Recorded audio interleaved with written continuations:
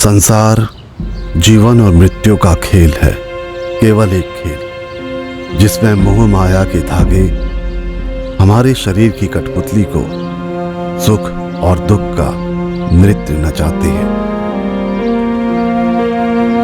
ये धागे प्रेम, लोभ, ईर्ष्या, बैर, चिंता सभी के बंध खोल देते हैं और हम भ्रमित होकर कूद जाते हैं इस भंवर में अपना जीवन बनाने। और फिर प्रारंभ होता है हाथ पैर मारते हुए उस किनारे की खोज का जो हमें इस सुख दुख के चक्रव्यूह से राहत दिला सके। इस किनारे तक पहुंचना सुलभ नहीं, उस सबको छोड़ना बहुत कठिन है जिसे हम अपना चुके हैं। आदत और चाहत के दलदल में धंस चुके हैं, किंतु जब मनुष्य को भीतर से शांति की इच्छा होती है तो एक निश्चित अंदेशा है कि उसे किनारा दिखाई दे रहा है। अब होता है ज्ञानोदय का आगमन, एक मुक्ति यात्रा का प्रारंभ।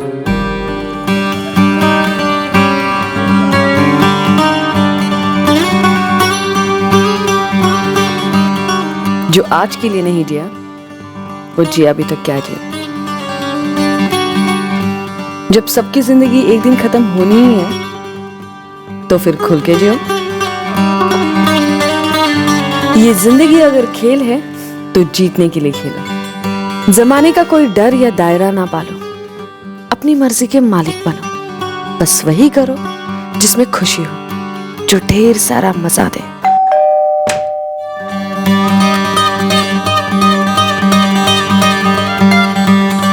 ये त्याग व्याग मुक्ति का मार्ग वगैरह बेवकूफी। एक जिंदा जवान जिस्म की जरूरतें पूरी ना करना जिंदगी की बेइज्जती करना। एक ही सच है और वो है जिंदगी, बाकी सब भ्रम है।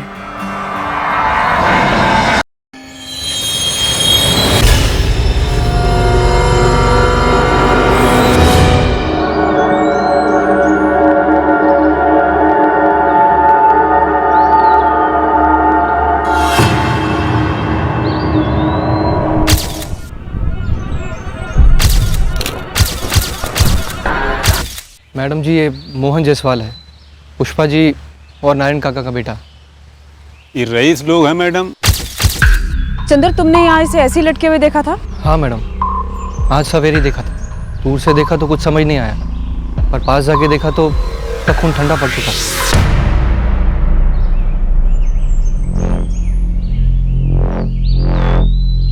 सर जी, बंदे का मोबाइल नहीं मिला कहीं।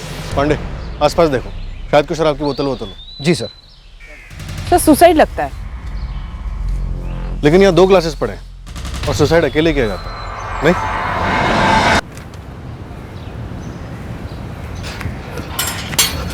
माँ जी। क्या हुआ चंदर?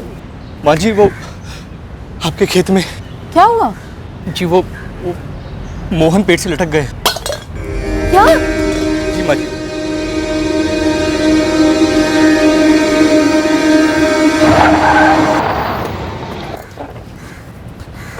कंफर्म सुसाइड है। प्राइमा फेसी तो यही है सर, लेकिन एक डाउट है। सर, मौका वारदात से शराब के 2 ग्लासेस मिले। ये किसी और के भी हो सकते हैं। हो सकता है मोहन जायसवाल से कनेक्टेड ही ना हो सकता है सर, लेकिन अगर मोहन की बॉडी से अल्कोहल मिला तो? देखते हैं पोस्टमार्टम रिपोर्ट क्या कहती है, मर्डर या सुसाइड। मेरा बेटा मोहन आत्महत्या क्यों करेगा? पुष्पा जी, हम ये कैसे बता सकते हैं? मैं आपसे पूछ नहीं रही हूँ, मैं आपको बता रही हूँ कि मेरा मोहन आत्महत्या नहीं कर सकता।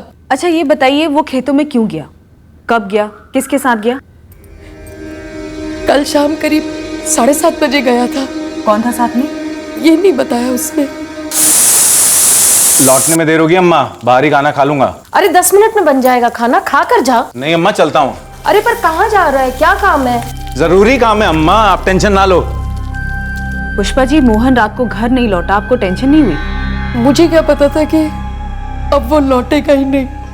तो इस तरह से उसका अक्सर घर ना लौटना हमेशा होता था? नहीं, वो कई बार अपने दोस्तों के साथ रह जाता था रात को। शराब? नहीं, मेरे सामने तो कभी नहीं पी। और उसके जीवन में ऐसा कुछ नहीं था जिसके कारण वो खुदकुशी करे। कुछ गड़बड़ है मैम। सुसाइड करना भी गड़बड़ ही होता है, और अगर आपको ऐसा लगता है कि कोई और बात है तो हम जरूर पता करेंगे। आपके पति कहाँ हैं? पुष्पा जी, मोहन के पिताजी वो यहाँ क्यों नहीं आए?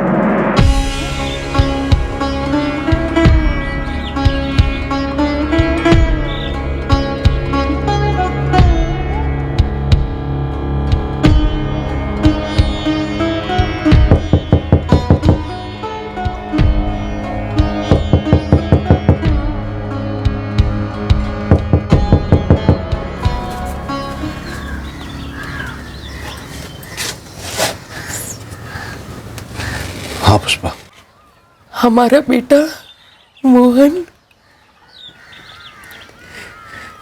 वो नहीं रहा। उसकी लाश मिली है खेत पर, पेड़ से लटके। पुलिस का कहना है उसने आत्महत्या की है। उसकी अपनी यात्रा थी, हम सब यात्री हैं।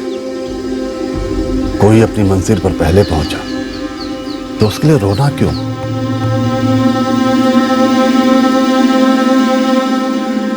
अल्कोहल बिल्कुल है ब्लड स्ट्रीम में, वो भी भारी मात्रा में, काफी भारी मात्रा में। क्राइम सीन से 2 ग्लासेस मिले जिसमें शराब के ट्रेसेस थे, लेकिन कोई बॉटल नहीं मिली।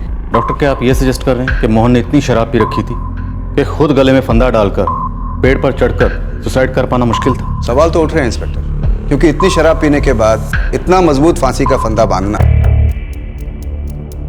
वो गांठ बांधना इतने सटीक तरीके से, वो भी परफेक्टली, और फिर परफेक्टली गले में डालकर पेड़ पर लटक जाना और परफेक्टली मर भी जाना।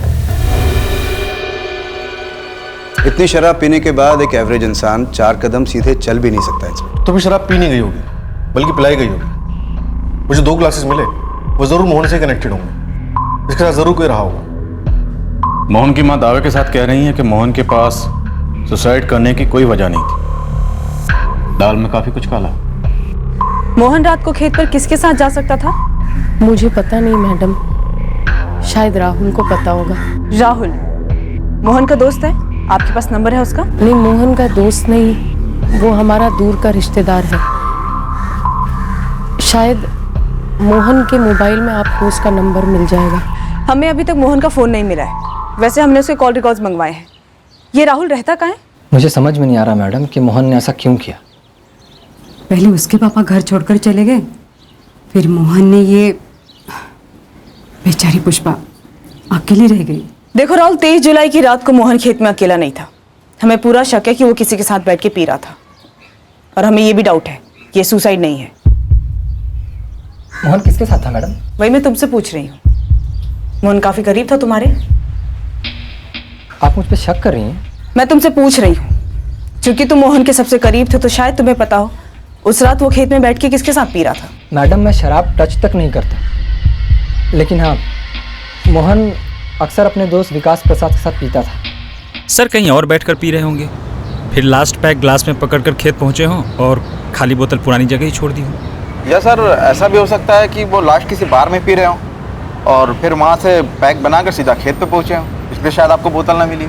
अमित, सलीम, केस का पोस्टमार्टम करना ये हमारा काम। तुम लोग आसपास के सारे ठेकों में पता करो कि 23 जुलाई की रात को मोहन किसके साथ बैठकर पी रहा है, और बार्स में भी चेक करो। विकास प्रसाद तुम ही हो? जी जी मैडम। तुम्हारा दोस्त मोहन मर गया, तुम घर नहीं गए उसके? मैडम वो थोड़ा काम में बिजी था ना, मैं इसलिए टाइम नहीं निकाल पाया।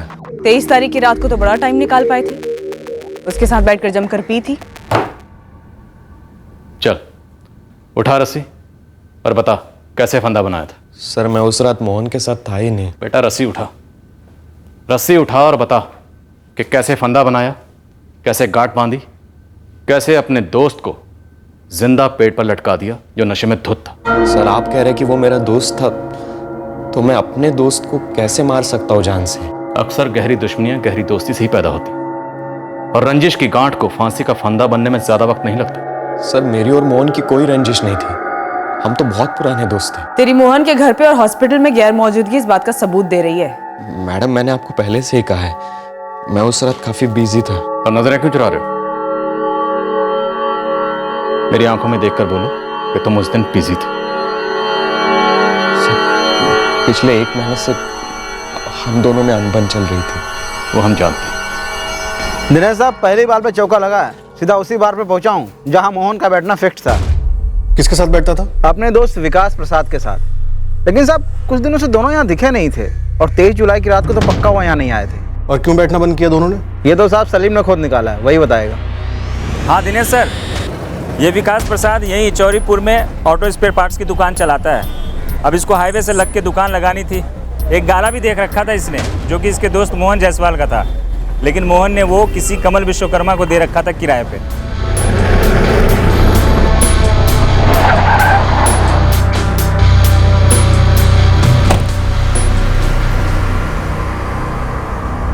मैं हूं कमल विश्वकर्मा सर, क्या बात है? विकास प्रसाद की दुकान चाहिए थी, इसलिए उसने मोहन का मर्डर किया? या फिर मोहन ने तुझे दुकान खाली करने के लिए कहा, इसलिए तूने मोहन का मर्डर किया? क्या बात कर रहे हो सर? 6 साल से ईमानदारी से दुकान चला रहा हूँ, अचानक से मोहन आता है, बोलता है खाली कर दो।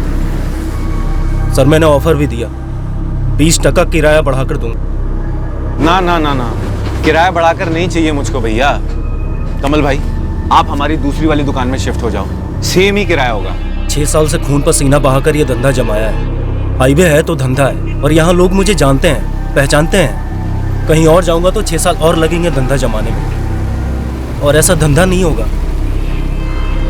देखो मैं 20% किराया बढ़ाने को तैयार हूँ, अब ना मत बोलो। कमल भाई साहब, मैंने क्या कहा? यहाँ सवाल किराए का नहीं है, यहाँ सवाल है दोस्ती का। मैंने विकास को दी है जुबान देने का तो मतलब आप समझते हैं ना? हाँ समझता हूँ।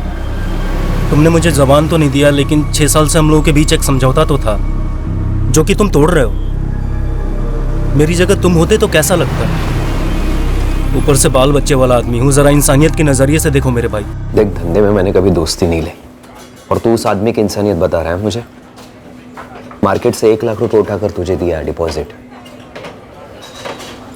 उन्हें 1 महीने के नोटिस पर उसे बोला था, आज 2 महीने हो गए। यार विकास, मैंने उससे बात की यार, वो माना ही नहीं। 6 साल पहले मेरे पिताजी से उसने दुकान ली थी, बस इसी बात का राग गए जा रहा है। और मेरे 1 लाख के ऊपर सूद चढ़ा जा रहा है, उसका क्या? और वो तेरे 1 लाख तो मैं तुझे कल ही वापस करता हूँ। सॉरी दोस्त। देख मोहन, तू दोस्त वोस्त तो बोली मत मुझे। एक दुकान मांगे थे किराए पर तेरे से, वो भी नहीं दे सका तू मुझे।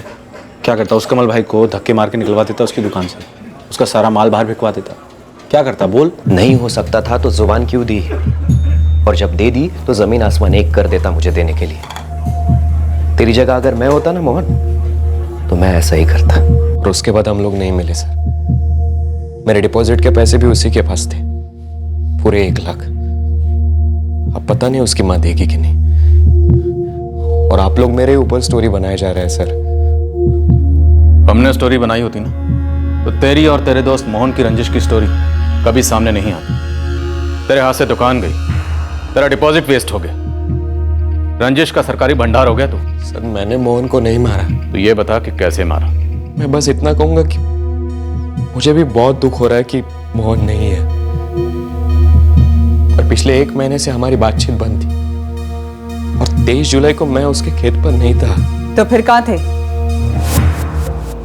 बिंदगांव गया था गाड़ी के स्पेयर पार्ट खरीदने। पूरी रात स्पेयर पार्ट खरीद रहे थे? नहीं मैडम, देर हो गई थी इसलिए अपने दोस्त के घर रुक गया। उसका नंबर और एड्रेस है मेरे पास, अगर आपको चाहिए तो मैं आपको दे देता हूँ। तो क्या लगता है तुझे, मोहन को किसने मारा होगा? कमल ने? सर जी मैं बस किराया देता था, टाइम टू टाइम, उसके अलावा ना कोई बात ना मुलाकात। दारू पीते हो? आज तक एक बूंद नहीं, मुंह से उल्टी आती। बाल बच्चे वाला आदमी है सर। तो भाई ये बाल बच्चों का पुराना राग लगा के रखा है। हर किसी के या तो बाल बच्चे होते हैं, या फिर वो खुद किसी न किसी का बाल बच्चा होता। ये मोहन भी अपने माँ बाप का बच्चा था, और इस वक्त हमें मोहन से सिर्फ 2 लोग नाखुश नजर आ रहे, एक तो तू और एक वो विकास। कोई नाखुशी तो नहीं थी उससे, उस घर से काफी अच्छा रिश्ता था मेरा। और संन्यास लेने के पहले मोहन के पिताजी नारायण जी सारा कामकाज संभालते थे, उनसे मेरी बहुत अच्छी बनती। ना कोई शिकायत, ना कोई शिकवा, ना कोई गिला, बस मैं, मेरा काम, मेरा घर और तेरे बाल बच्चे।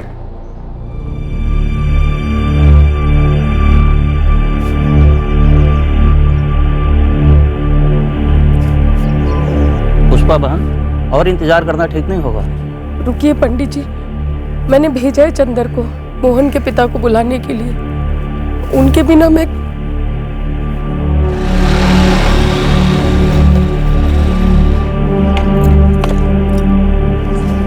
माँ जी, वो तो ध्यान ही नहीं तोड़ रहे हैं। एक पल के लिए आंखें खोली, फिर मुंह फेर लिया।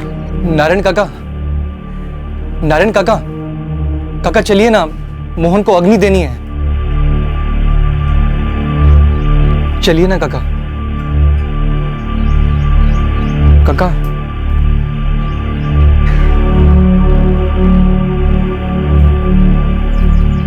राहुल बेटा, तू ही दे दे अग्नि।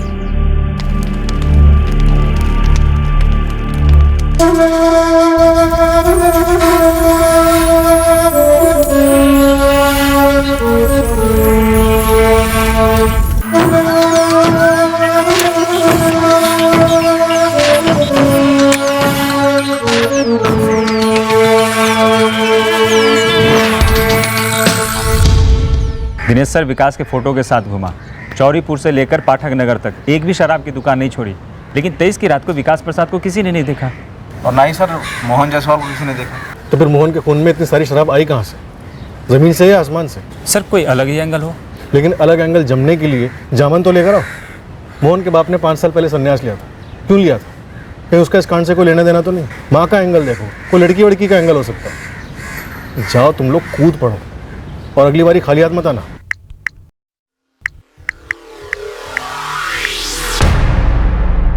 You have called is currently switched off. 44576981 ये नंबर आपकी कंपनी के सिम कार्ड का है। इस नंबर की मुझे पूरी डिटेल चाहिए और इस कस्टमर के पिछले 2 महीने के कॉल रिकॉर्ड्स भी चाहिए। पुष्पा जी, आपके बेटे मोहन की जिससे लास्ट बात हुई थी, वो नंबर ना विकास प्रसाद का है ना ही कमल विश्वकर्मा का है। ये नंबर उसी का होगा जिससे वो मिलने गया होगा 23 जुलाई की शाम को। मुझे नहीं मालूम वो कौन था, मोहन ने मुझे कुछ नहीं बताया। देखिए पुष्पा जी, आप कह रही हैं कि मोहन सुसाइड नहीं कर सकता, कुछ गड़बड़ है। बिल्कुल, हमें भी यही लगता है। आपके बेटे को किसी ने मार डाला है। पर क्यों? किसे परेशानी थी मेरे बेटे से? पुष्पा जी, आपके पति नारायण जी, मोहन के पिता, ऐसी क्या परेशानी थी उनके जीवन में जो उन्होंने संन्यास ले लिया, आपको मोहन को अकेले छोड़ दिया? कुछ तो हुआ होगा जीवन में। काफी संघर्ष किया अपने आप के साथ पुष्पा, इस निष्कर्ष पर पहुंचते।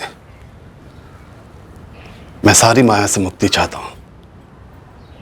मैंने संन्यास लेने का फैसला किया है। हमसे बिना पूछे बिना बात किए आप ये कैसे ले सकते हैं फैसला? मैं सबकी सोच नहीं अपना सकता पुष्पा, पर मैंने सबके लिए सोच रखा है। आज शाम सबको यहां बुलाया है, आज ही बंटवारा होगा। कोई खाली हाथ नहीं जाएगा सिवाय मेरे बारे में क्या सोचा है आपने? मुझे तो अभी मोहन की शादी देखनी है, उसके बच्चों को खिलाना है सारी दुनिया की तरह, और आपके साथ जिंदगी जीनी है मुझे। तुम जैसे चाहो वैसे अपनी जिंदगी जीने के लिए आजाद हो, बस मेरे फैसले में कोई दखल मत देना तुम। देखिए, आपको जो भी संन्यास लेना ना वो आप ले लीजिए, पर घर छोड़ के मत जाइए, यहाँ रहिए ना हमारे साथ। ये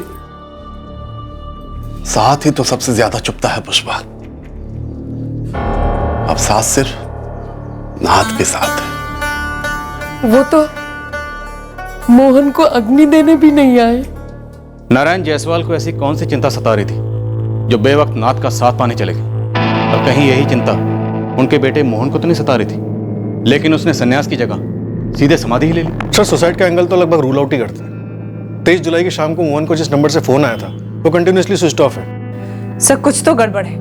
नारायण जायसवाल रईस आदमी था, खेत दुकानें घर वर सब उसने अपनी मेहनत से कमाए हुए पैसों से खरीदा था। फिर सर अचानक 5 साल पहले उसने संन्यास ले लिया, क्यों?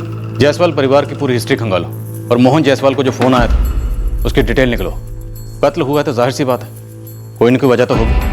आदर्श, तुम अगर होमवर्क टाइम पर पूरा कर रहे हो तो फिर ये टीचर नोट पे नोट क्यों भेज रही है? टीचर ऐसे ही है। अच्छा, और तुम एकदम पढ़ाकू और मेहनती है ना? मम्मी, किसी का भी होमवर्क टाइम पे नहीं होता। रुक, कल पूछती हूँ तेरे सारे दोस्तों से। नहीं। चुपचाप नाश्ता कर। अरे काम पे जाने के लिए देरी नहीं हो रही? नहाए भी नहीं हो अब तक? नहीं, आज मेरा मूड नहीं है, छुट्टी मार रहा हूँ मैं। हफ्ते में 3 दिन तो मूड नहीं होता आपका, बस छुट्टी पर छुट्टी। अरे छुट्टियों का क्या लंगर लगा हुआ है? अगर काम से निकाल देंगे ना तो लंगर में ही खाना खाना पड़ेगा। चल अब दिमाग मत खा, समझी? जाओ, आदर्श को स्कूल छोड़ के आ जा। अरे आप देर से जाओ पर काम पर तो जाओ। तू जा ना, मेरा मूड बनेगा तो जाऊंगा मैं। सिर मत खा मेरा, जा।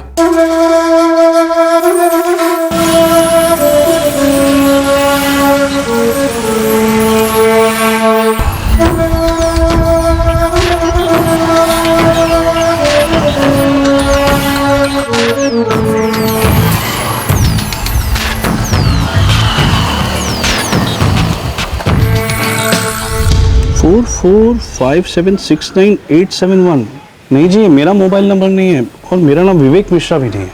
सर पूरे मोहल्ले में कोई भी विवेक मिश्रा नहीं मिला। और सर 18 जुलाई को ये नंबर 12 से खरीदा गया। उसके बाद इस सिम से सिर्फ एक कॉल किया गया 23 जुलाई को मोहन को। अच्छी खासी क्रिमिनल कॉन्स्पिरेसी नजर आ रही है, प्रोफेशनल। एक फर्जी सिम से सिर्फ एक ही कॉल किया गया। मोहन को जरूर लालच दिया गया होगा। हाँ भाई, बैठते हैं, बिल्कुल बैठते हैं। बोलो, कहाँ मिलना है? तेरे खेत से और बेहतर जगह नहीं है भाई, उसी पेड़ के नीचे मिलते हैं। विलायती जापानी स्कॉच लाया हूँ। वाह चीते, तूने तो दिल खुश कर दिया। तलब लग गई है। अच्छा सुन, कुछ देर में मिलता है, ठीक है? देर ना करना। कॉल फर्जी नंबर से भले ही किया गया हो, लेकिन कॉलर जान पहचान का ही होगा, क्योंकि मोहन जायसवाल मिलने गया था। और सर उसका नाम मोहन ने अपनी माँ को नहीं बताया था। पीने जा रहा होगा, शायद बताना नहीं चाहता होगा। सबसे अहम बात यह है कि कई प्रॉपर्टीज और दुकानें थी इस मोहन जायसवाल के नाम पर। तो जाहिर सी बात है, फैमिली में किसी न किसी को तो जलन हुई होगी, और जलन से कत्ल का रास्ता अक्सर काफी छोटा होता है। पता करो ऐसा कौन है जिसे मोहन जायसवाल के जाने के बाद फायदा हुआ हो। सर जी, जानी दुश्मनी का भी कोई लीड तो नहीं मिला, लेकिन हाँ, पूरी जायसवाल फैमिली की हिस्ट्री मिली है, वो भी चौंका देने वाली। चल चौंका दे। सर जी, शुरू कहाँ से करूँ समझ में नहीं आ रहा है। ये जायसवाल परिवार तो मतलब सुसाइड और एक्सीडेंट का पूरा पिटारा है, पिटारा।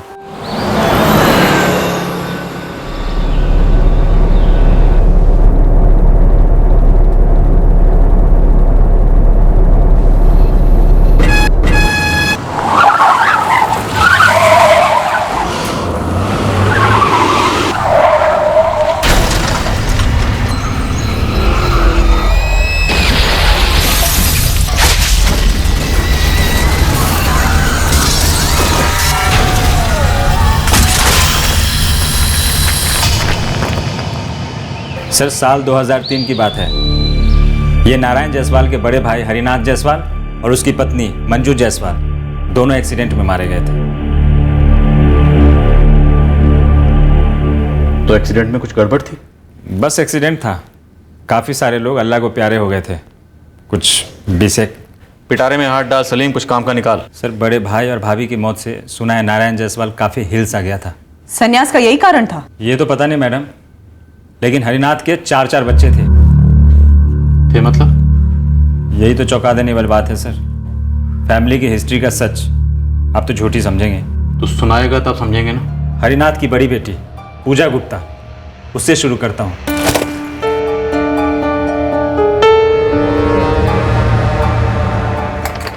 पूजा के बाद एक और बेटी थी उनकी, नीता दास। पूजा और नीता के बाद 2 बेटे, अरविंद जायसवाल और प्रतीक जायसवाल।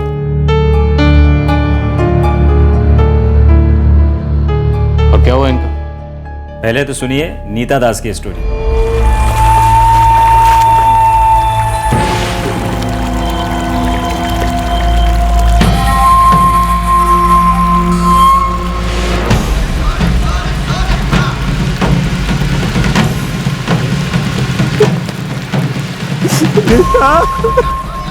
राकेश जी, नीता नहीं रही।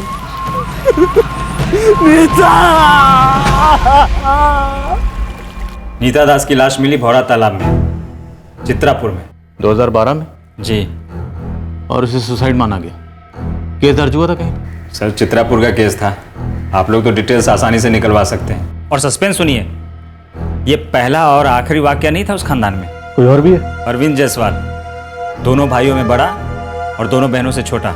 उसकी भी बॉडी मिली थी चित्रापुर के भौरा तालाब से 2014 में। नीता दास के मरने के ठीक 2 साल बाद।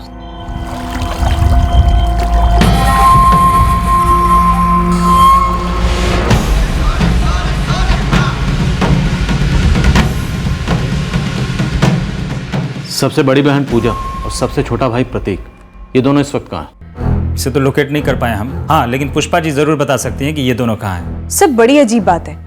मोहन के अंतिम संस्कार के समय हमने अपने कांस्टेबल मल्ला को वहां रखा था। सभी लोगों की एक लिस्ट भी बनाई थी जो वहां आए थे, पर उसमें प्रतीक और पूजा तो दिखाई नहीं दिए। सर, हमें तो बस इतना पता चला था कि मोहन को ये जो राहुल है, जो उसका दूर के रिश्तेदार है, उसी ने आग दी थी। गड़बड़, डेफिनेटली गड़बड़।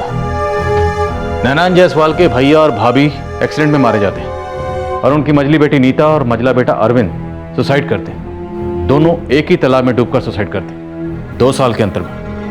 पहले बहन, फिर भाई।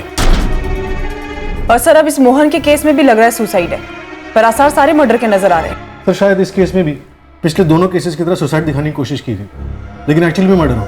चित्रापुर पुलिस स्टेशन से नीता दास और अरविंद जायसवाल, इन दोनों की 2012 और 2014 की फाइल निकलवा। साक्षी, सर, तुम हरिनाथ जायसवाल की सबसे बड़ी बेटी पूजा और सबसे छोटे बेटे प्रतीक, इन दोनों को ट्रैक करो। मैं जरा इस सन्यासी बाबा नारायण से भेंट करके आता हूं।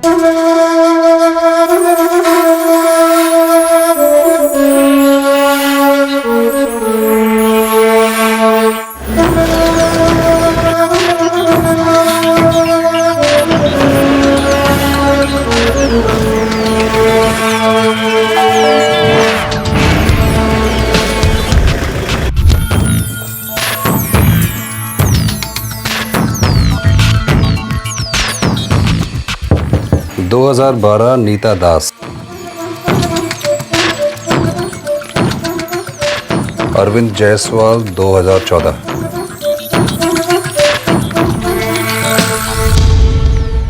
सर, दोनों केसेस क्लोज किए गए? हाँ, एक्सीडेंटल डेथ करार दिया गया और एडीआर भी फाइल हुआ। आगे कोई भी इन्वेस्टिगेशन नहीं हुई? किसी को कोई गड़बड़ नहीं नजर आई?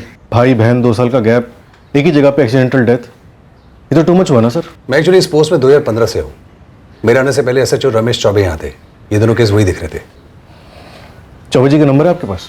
बिना पूछे मैं आपको क्या क्या बताती और क्यों। पुष्पा जी कमाल करती हैं आप। आपके परिवार में पहले 2 मौतें सुसाइड या एक्सीडेंट से हो चुकी हैं, और आप हर बार इसी बात पे जोर देती आई हैं कि मोहन सुसाइड नहीं कर सकता।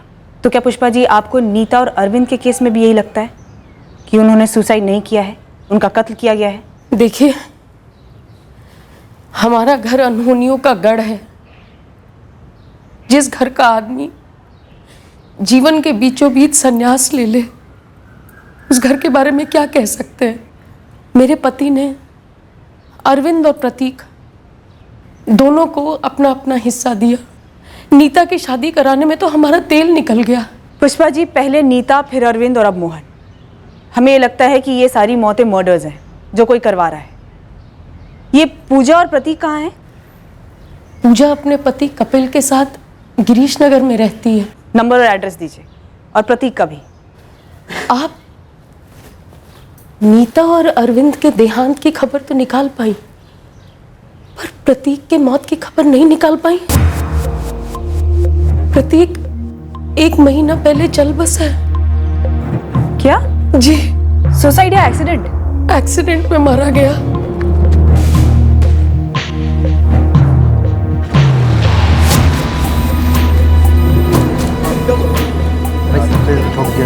साहब जी, हम काम कर रहे थे उस साइड पे, तभी हमने आवाज सुनी। शायद किसी गाड़ी ने टक्कर मारी है बंदे को साहब। आप में से किसी ने देखा गाड़ी को? हाँ साहब, मैंने देखी है। गाड़ी काले रंग की थी, बड़ी सी।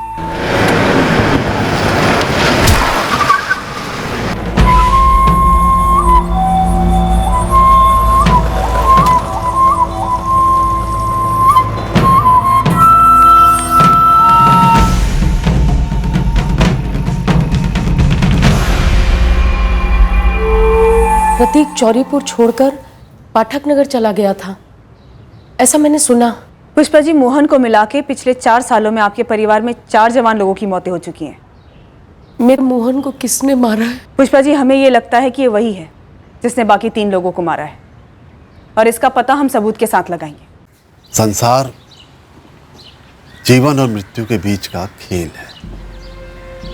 कब सांस रुके, जीवन का अंत हो, कौन बता सकता है? कोई नहीं। नारायण जी, आप यहां ध्यान लगाकर जीवन को खेल समझ सकते हैं, पर हम मौत को खेल नहीं समझ सकते। खासकर जब मौत मर्डर से हुई। पिछले 4 सालों में आपके परिवार के 4 सदस्यों की मौत हुई। हमें शक नहीं, लगभग यकीन है कि चारों मौतें मर्डर, कत्ल। शुरुआत नीता से हुई, फिर अरविंद, फिर प्रतीक और अब मोहन। माजरा क्या है? पुष्पा ये चारों खबरें लेकर आई थी मेरे पास। मैंने सुना, छोड़ दिया।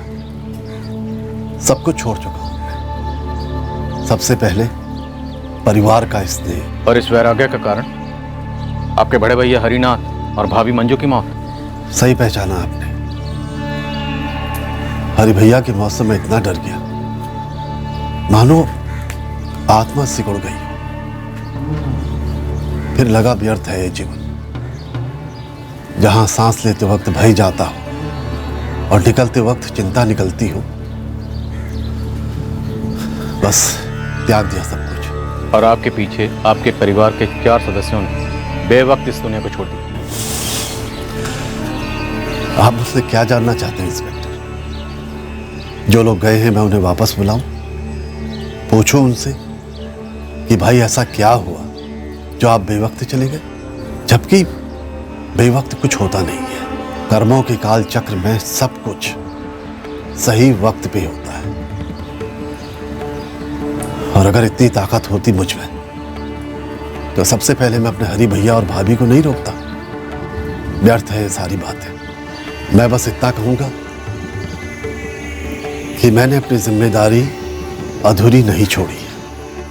आपको जायदाद का बंटवारा जैसे करना है आप कीजिए पापा, लेकिन आप खुद क्यों जा रहे हैं?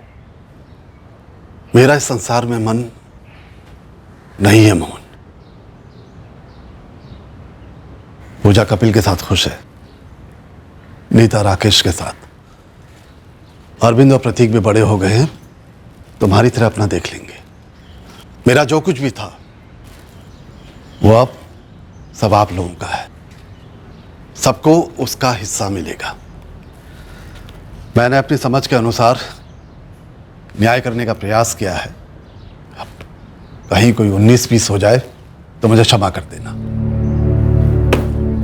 अरविंद, प्रतीक, तुम्हारे पिता मेरे बड़े भाई, पिता समान बड़े भाई। उनका घर अब तुम दोनों का है। दोनों का बराबर का हक होगा। उनके खेतों की जमीन का एक हिस्सा नीता और पूजा को मिलेगा, बराबर 2 भाग। चाचा जी, हम सब साथ में यहाँ खुश हैं। आज आप ही हमें घर छोड़ के जाने को कह रहे हैं। शराब छोड़ दी तुम दोनों ने? अगर छोड़ दी कहोगे तो चुभेगा, क्योंकि तुम्हारी सांसें सच बोल रही हैं। तुम दोनों अपनी मर्जी के मालिक रहे हो और नशे के गुलाम। खैर, मैं नसीहत देने वाला कौन होता हूं? सिर्फ एक बात कहूंगा, हरि भैया ने बड़ी मेहनत और वक्त लगाकर उस घर को बनाया है। उसे नशे में डुबो मत देना। पापा, ये सब अभी करना जरूरी है क्या? आप कैसे रहेंगे हम सबके बिना? वहां क्या करेंगे अकेले? ये मेरा पथ है, मेरा निर्णय है। हम में से हर कोई दूसरे के चुने हुए पथ पर बाधा नहीं बन सकता। चलता हूं। मेरी दुनिया अब मेरे भीतर है। मैं अधिकतम वहीं रहता हूं। कभी कभार तो बाहर की दुनिया में आते हैं ना। मजबूरी है शरीर की, आना पड़ता है। जैसे कि अब आ ही गए हैं तो ये बता दीजिए कि आपको किसी पर शक है या कोई ऐसी बात जो आप हमें बताना चाहते हैं? जी नहीं। परिवार में कोई दुश्मनी, जर जोरू जमीन का कोई झगड़ा, आपके हरिनाथ भैया की किसी से कोई दुश्मनी? हरि भैया की सबसे बड़ी दुश्मनी तकदीर से थी, जिसने इतनी बेरहमी से उन्हें और भाभी को बेवक्त छीन लिया। और उस सब के बाद एक ही बात समझ में आई, सब माया। हाँ दिनेश, ये दोनों केसेस नीता दास और अरविंद जायसवाल दोनों मैंने ही फाइल किए थे, और दोनों ही केसेस में एक पॉइंट तक कोशिश की गई कोई नया एंगल ढूंढने की, पर ऐसा कुछ भी सामने नहीं आया। रमेश जी, भाई बहन 2 साल के अंतर में एक ही तालाब में मरे पाए जाते हैं। नीता की रिपोर्ट में लिखा है एक्सीडेंटल डेथ, क्योंकि नीता को स्विमिंग नहीं आती थी। और 2 साल बाद अरविंद की रिपोर्ट में भी लिखा है एक्सीडेंटल डेथ, क्योंकि उसने बहुत पी रखी थी। पोस्टमार्टम रिपोर्ट्स अटैच है दिनेश, यही फाइंडिंग थी हमारी। बस इत्तेफाक था कि दोनों भाई बहन एक्सीडेंटली एक ही जगह पे मर गए। इत्तेफाक हैट्रिक मार गया। खबर मिली आपको? नहीं तो। नीता और अरविंद का छोटा भाई प्रतीक जायसवाल 1 महीने पहले एक एक्सीडेंट में मारा गया। हमारा करंट केस इन तीनों का चचेरा भाई मोहन जायसवाल, नशे में धुत उसकी लाश एक पेड़ से लटकी हुई मिली। सुसाइड रूल आउट हुआ है। एक्सीडेंट तो कंसीडर भी नहीं कर सकते। अब ऑप्शन बचा मर्डर। देखो दिनेश, उस वक्त नीता दास और अरविंद जायसवाल के केस में जो प्राइमा फेसी थी और जो इन्वेस्टिगेशंस हुई, हर एंगल से एक्सीडेंटल डेथ का ही केस बनता था और वही रिकॉर्ड और वही फाइल हुई। लेकिन हाँ, अब इस नई जानकारी की रोशनी में जरूर हो सकता है कि इन दोनों केसेस में हमसे कुछ छूट गया हो या कुछ चूक गया हो। हाँ, अजीब तो है कि इस प्रतीक जायसवाल की बॉडी में भी काफी अल्कोहल कंटेंट था। बैक ऑफ द हेड और बैक ऑफ द लेग्स पर गहरा हैमरेज है। काफी क्लियर है कि कार ने पीछे से उड़ा दिया।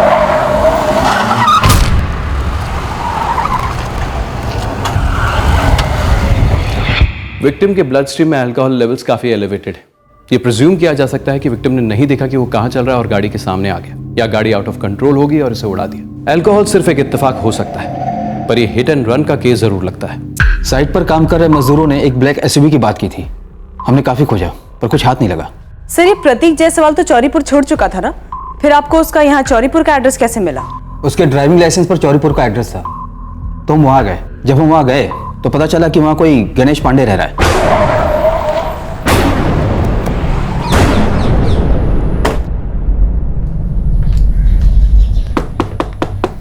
सर, मैंने 1 साल पहले ही प्रतीक जायसवाल से ये घर खरीदा है। उनका कल एक्सीडेंट हो गया। चल बसे। चल बसे?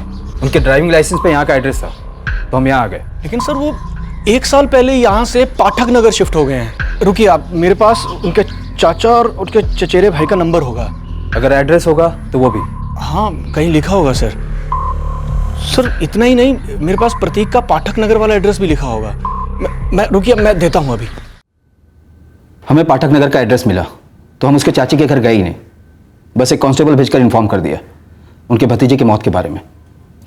प्रतीक की बॉडी के साथ मोबाइल नहीं मिला, तो आपको कुछ शक नहीं हुआ कि कुछ गड़बड़ हो सकती है? हमारे माइंड में सबसे पहले मर्डर का ही एंगल बन रहा था, लेकिन जब हमने पाठक नगर में जाकर प्रतीक के कजिन मुकेश जायसवाल और उनकी वाइफ कामिनी से बात की तो पता चला कि एक्सीडेंट की पिछली शाम प्रतीक ने अपना फोन घर पर ही छोड़ दिया था, या शायद भूल गया।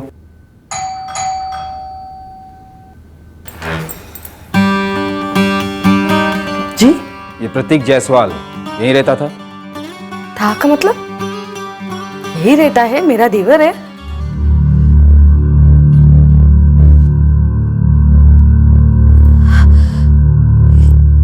ये कैसे हो? कहाँ हुआ ये? पंचनगर के पास हाईवे पर हिट एंड रन केस है।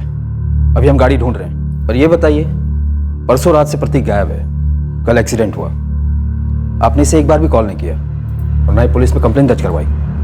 मैंने फोन किया था सर, लेकिन प्रतीक अपना फोन घर पर ही भूल गया था। और सर, रही बात परसों घर ना आने की, तो प्रतीक हर तीसरे दिन ऐसे ही करता था।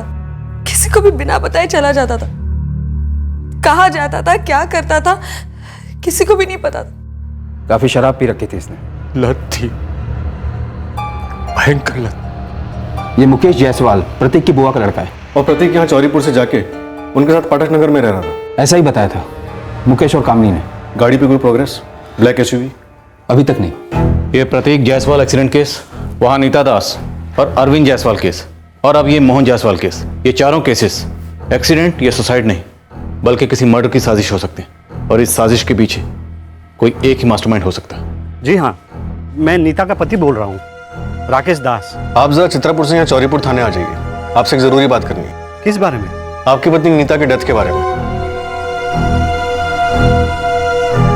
समझे सर कि हम एक ही परिवार से हैं, पर नीता, अरविंद, प्रतीक और मोहन की मौत से हमारा और पूजा का दूर दूर तक कोई ताल्लुक नहीं है। अरे हम तो उनके साथ तक नहीं रहते। देखिए कपिल जी, डरिए मत, हम आप पे कोई उंगली नहीं उठा रहे, सिर्फ कुछ रूटीन सवाल पूछने, प्लीज आ जाइए।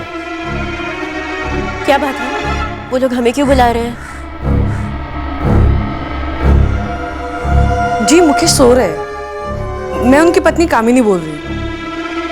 वैसे उस गाड़ी का पता चला जिसने हमारे प्रतीक को उड़ाया? नहीं, अभी नहीं मिली, पर आपको और मुकेश को तुरंत वहां पाठक नगर से या चौरीपुर थाने आना ही होगा। क्यों? हमें शक है प्रतीक का एक्सीडेंट नहीं, कत्ल हुआ है। क्या? हमें लगता है कि ये कत्ल उसके चचेरे भाई मोहन के कथित आत्महत्या और उसके भाई अरविंद और बहन नीता के कथित एक्सीडेंट से जुड़ा हुआ हो सकता है। ये सब क्या कह रही हैं आप? कामिनी जी, अरविंद की मौत के बाद उसका पुश्तैनी घर सिर्फ और सिर्फ प्रतीक के नाम पर हुआ। उसके बाद उसने अपना चौरीपुर वाला घर बेच दिया और आप लोगों के परिवार के साथ पाठक नगर में किराए के घर पे रहने लगा। ये बात हमें खटक रही है। आप लोगों से कुछ सवाल करने होंगे, आपको यहाँ थाने आना ही होगा।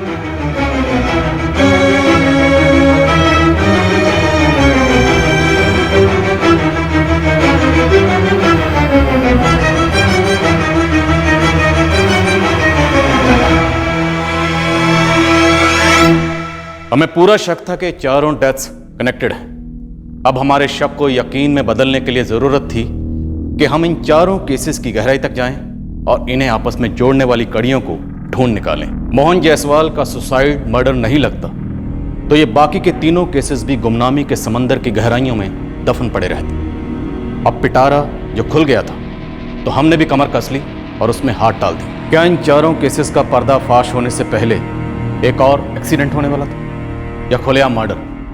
देखते हैं कल रात इस केस के शेष भाग में। जय हिंद।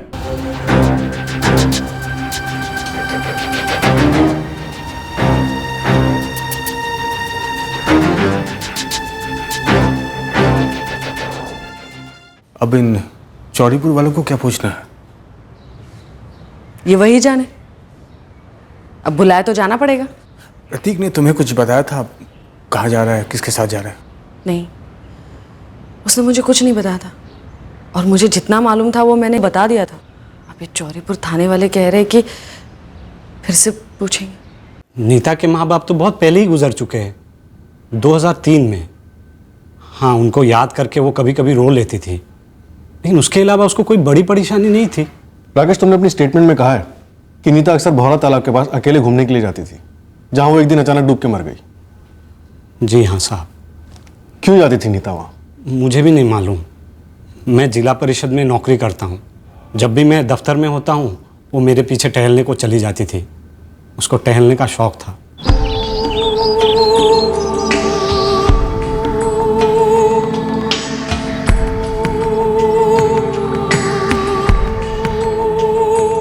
शनिचर हो या और कोई छुट्टी हो, वो मुझे भी घसीट के ले जाती थी वहाँ। तालाब उसको पसंद था साहब। और उस दिन आपकी पत्नी नीता 14 सितंबर 2012 को तालाब किनारे रोज की तरह ऐसे ही घूमने के लिए निकली थी? जी हाँ साहब। जब मैं शाम को घर लौटा तो दरवाजे पे ताला लगा हुआ था।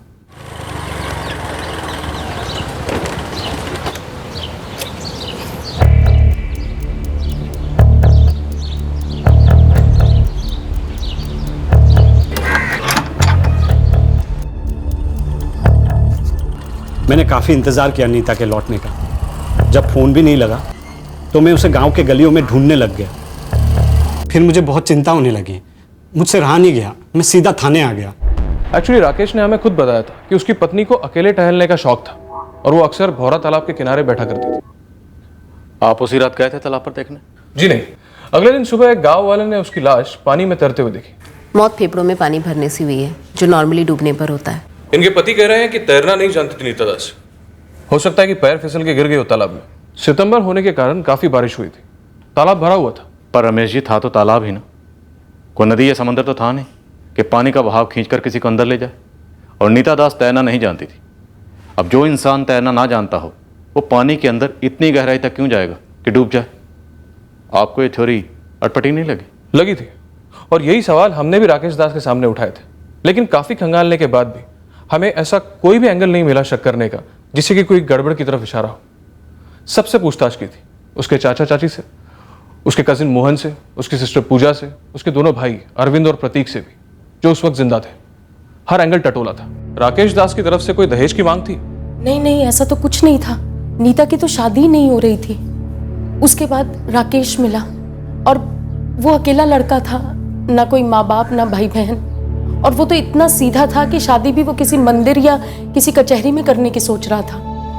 पर हमने उसकी एक नहीं सुनी और बहुत धूमधाम से उन दोनों की शादी की। पुष्पा जी, क्या नीता आत्महत्या कर सकती है? मेरा मतलब उसे कोई परेशानी, पुराना प्रेमी वगैरह? नहीं, ऐसा नहीं था। उसका कोई पुराना प्रेमी वेमी नहीं था। नीता तो एक बहुत खुशमिजाज किस्म की लड़की थी, कभी किसी परेशानी का जिक्र नहीं किया। जब माँ बाप चल बसे तभी भी नहीं।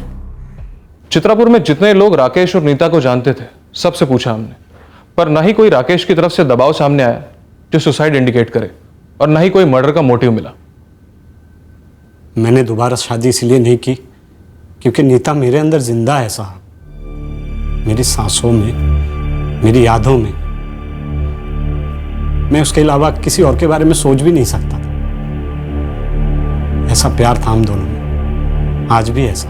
मोहन के क्रियाक्रम पर ना जाने की कोई खास वजह? नीता के जाने के बाद मैं ज़्यादा यहाँ वहाँ जाता नहीं हूँ, बस अपने आप में ही रहता हूँ। मुझसे पहले नीता को बहुत रिश्ते आए थे, लेकिन किसी से भी रिश्ता जमा नहीं। मेरा भी रिश्ता बहुत बाद में आया, जैसे किस्मत में हम दोनों का मिलना लिखा हुआ था, और अलग होना भी, वो भी इस तरह। नीता तैरना नहीं जानती थी? जी नहीं साहब। कभी तुम्हें शक नहीं हुआ कि शायद वो फिसली ना हो, उसे किसी ने धक्का दिया हो?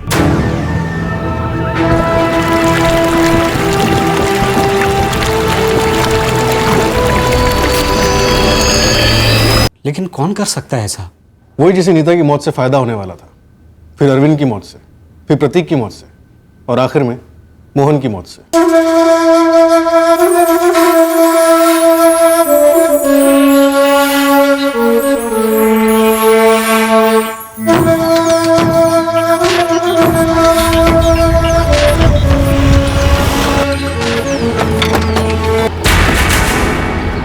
क्या बात है कपिल जी, थाने आने में बड़ी आनाकानी कर रहे हैं? क्यों है मैडम जी, जब इस सबसे हमारा कोई लेना देना ही नहीं है। नीता से लेकर मोहन, ये सभी जिस परिवार से जुड़े हुए थे उसी परिवार से आप भी हैं। इन चारों की मौत से इनके हिस्से की जायदाद किसको जाती? आपको? नहीं नहीं नहीं, आप ये गलत सोच रही हैं। चाचा जी ने सब में जायदाद बराबर से बांट दी थी, हमें इसमें से कुछ नहीं मिलता। और अरविंद और प्रतीक ने तो लगभग सारा पैसा पीने में ही उड़ा दिया था। गुस्सा था आपको कि सारी जायदाद सबको बराबर मिली, काबिलियत और ज़रूरत के हिसाब से नहीं। ये जुंगली आप हम पर उठा रहे हैं, ये जवाब है आपके सवाल का कि हम दोनों मोहन के अंतिम संस्कार में क्यों शामिल नहीं हुए। एक एक करके जायसवाल परिवार के सभी वारिसों की मौतें हुई हैं कपिल जी, पर आपको कुछ नहीं हुआ पूजा जी? वही तो, इसी बात का तो डर लगा हुआ है हमें कि पता नहीं अगला नंबर कहीं मेरा या इनका ना हो। आप नहीं समझ सकती कि हम पर क्या बीत रही है। ऊपर से वो अरविंद और नीता एक ही तालाब में।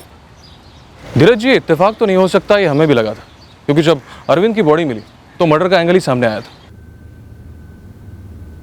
इनके फेफड़ों में भी पानी भर गया था, फर्क सिर्फ इतना है कि अरविंद जायसवाल नशे में था। अरविंद पियक्कर तो था ही, लेकिन डॉक्टर, दोनों भाई बहन एक ही तालाब में और दोनों की फिसलकर एक्सीडेंटल डेथ, ये कुछ जमा नहीं। थोड़ा अटपटा तो है, पर कोई और एंगल का सुराग है आपके पास? सर ये क्या कह रहे हैं आप? प्रतीक, फिर से पूछ रहा हूं, जिस तरह तूने अरविंद को डुबाकर मार डाला, वैसे ही नीता को मारा था ना?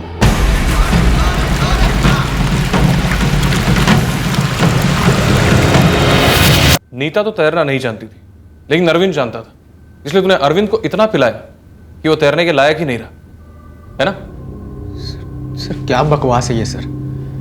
नीता दी से मैं सालों से मिला नहीं था, और अरविंद भैया तो कल दोपहर को ही घर से निकल गए थे। मैं तो अकेला घर पर बैठकर पी रहा था सर।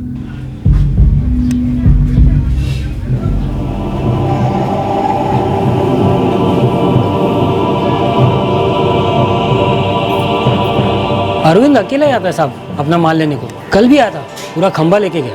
और उसका छोटा भाई प्रतीक? वो भी आया था अपना कोटा लेने कल शाम को, 6 साढ़े 6 बजे।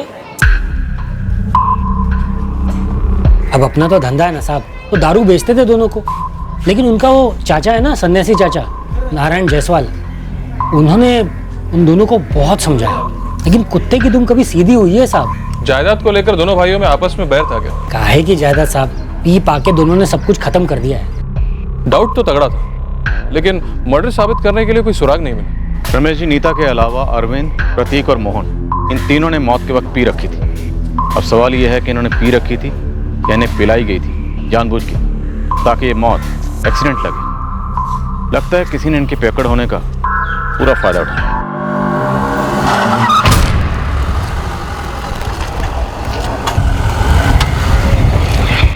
ऐसा लग रहा है जैसे कोई शराब पीछा कर रहा है जायसवाल परिवार का। आप ही सोचिए ना, प्रतीक चौरीपुर से पाठक नगर चला गया, लेकिन फिर भी मौत ने उसका पीछा नहीं छोड़ा। और जब प्रतीक की मौत की खबर आई तो हमारे हाथ पैर ठंडे पड़ गए। और फिर मोहन। प्रतीक पाठक नगर शिफ्ट हो गया उस मुकेश और कामिनी के साथ। क्यों? ये तो हमें नहीं मालूम मैडम जी। वैसे भी वो अरविंद की संगति में प्रतीक सारा दिन शराब के नशे में ही डूबा रहता था। प्रतीक किसके साथ पीता था? अकेले ही पीता था सर। क्यों जी?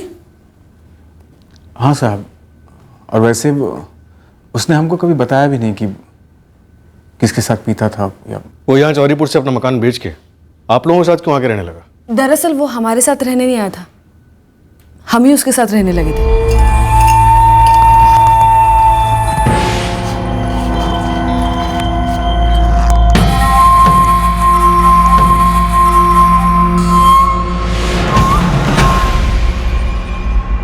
अरे इतना क्या सोचना, बेकार में यहाँ पर किराया दे रहे हैं और वहाँ मेरा इतना बड़ा घर है, तो रहने वाला मैं अकेला। आ जाइए ना वहीं। वैसे मुझे कोई एतराज़ नहीं है जी, मतलब पाठक नगर है भी अच्छी जगह यहाँ से, है ना? प्रतीक काफ़ी डरा हुआ था। उसकी नीता दीदी और अरविंद भैया की मौत के बाद वो अकेले नहीं रहना चाहता था, चौरीपुर ही छोड़ना चाहता था। और आपसे क्या छुपाना साहब, हमारी हालत काफी खस्ता चल रही थी। पढ़े लिखे नहीं हैं हम साहब, जैसे तैसे करके मजदूरी करके पेट पाल रहे थे हम। हमको लगा कि किराया बचेगा, ऊपर से पाठक नगर में बड़ी बड़ी फैक्ट्रियां भी आने लगी थी। प्रतीक अब जब नहीं रहा तो वहां का किराया कौन देगा? चौरीपुर से तो ज्यादा ही होगा। प्रतीक का सुन ही पड़ गए हैं हम मैडम। पता नहीं आगे क्या होगा, छोड़कर वापस शायद चौरीपुर ही लौटना पड़े हमें। तुम प्रतीक की बुआ के लड़के हो ना? जी साहब। तो मोहन की बुआ के लड़के हुए? जी सर। करीब का रिश्ता है, फिर भी ना तुम मोहन को कंधा देने आए और ना ही उसकी माँ पुष्पा का शोक बांटने आए। क्यों? नहीं आ पाए मैडम, हम बुरी तरह से हिले हुए थे। कुछ समझ में नहीं आ रहा था कि आगे क्या होगा, कैसे होगा। हम शोक में शरीक नहीं हो पाए तो गुनाह तो नहीं किया ना, हम खुद अपने शोक में थे।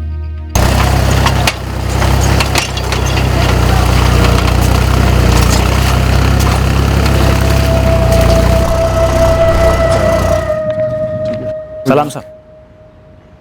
प्रतीक ने अपनी बाकी सारी जमीन शराब में गंवा दी, बस एक टुकड़ा बचा है। 20,000 आ जाते थे इससे महीने के।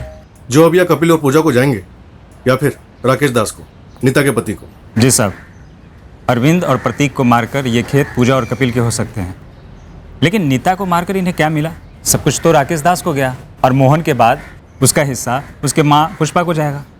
23 जुलाई को जिस फर्जी नंबर से मोहन को विवेक मिश्रा के नाम से फोन आया था, उस वेंडर को ट्रेस किया, खूब कूटा पर कुछ निकला नहीं।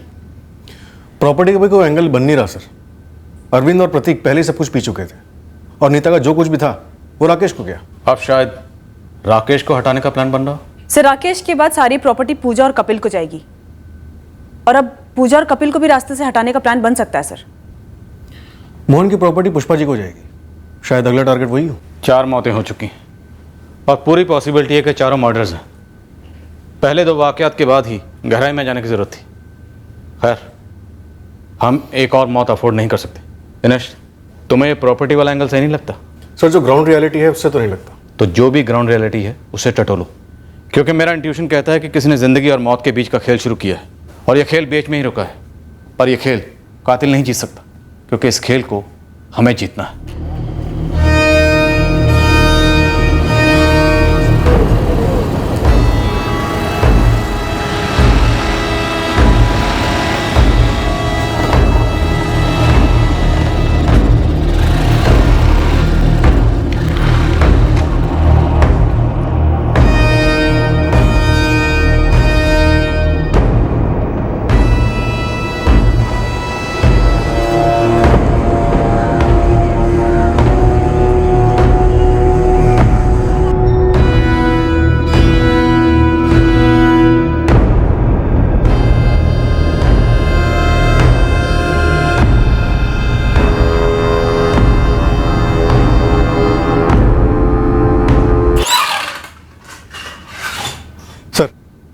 इस जायसवाल फैमिली के जिंदा बचे लोगों के फ़ोन रिकॉर्ड से एक बात तो साबित है कि लोग आपस में अच्छे से टच में थे। पूजा और कपिल राकेश के साथ और राकेश कामिनी के साथ इन लोगों की अक्सर बातें होती थी। सर ये सभी एक ही परिवार के हैं, तो आपस में टच में रहना कोई बहुत ज़्यादा शक करने वाली बात तो है नहीं। पर सर एक बात तो है जो खटक रही है। क्या साक्षी? सर 24 जुलाई के बाद यानी कि मोहन के मर्डर के बाद इन सबकी आपस में एक बार भी बात नहीं हुई है। इंटरेस्टिंग। आगे? सर राकेश कामिनी और मोहन के साथ एक नंबर रेगुलर टच में रहता था। किसका है नंबर? राहुल जायसवाल का, इनका दूर का रिश्तेदार है। मोहन को अग्नि इसी ने दी थी। 24 जुलाई के बाद कोई भी रिश्तेदार टच में नहीं रहा और इनमें से कोई भी मोहन जायसवाल के फ्यूनरल में शामिल नहीं हुआ। क्यों? क्योंकि सर शायद ये हमारी नजर में नहीं आना चाहते हो। सर मुझे ये लगता है कि अगर हमने मोहन के केस को मर्डर केस नहीं माना होता तो शायद ये जो पहले 3 मौतें हुई हैं ये हमारी नजर में नहीं आती। सर पहले इन्वेस्टिगेशन में नीता, अरविंद और प्रतीक की मौत एक्सीडेंट या सुसाइड रिपोर्ट किए गए थे, लेकिन एक बात का फर्क है सर, नीता और अरविंद के केसेस में कोई भी आई विटनेस नहीं थे, जबकि प्रतीक के केस में थे साइट पर काम करने वाले मजदूर। नॉट एग्जैक्टली दिनेश, हो सकता है कातिल ने बड़ी चालाकी से यहाँ भी कत्ल को एक्सीडेंट का लिबास पहना दिया। मैंने प्रतीक की डेथ फाइल देखी, उन मजदूरों ने ब्लैक एसयूवी को जाते हुए देखा, एक्सीडेंट के वक्त नहीं।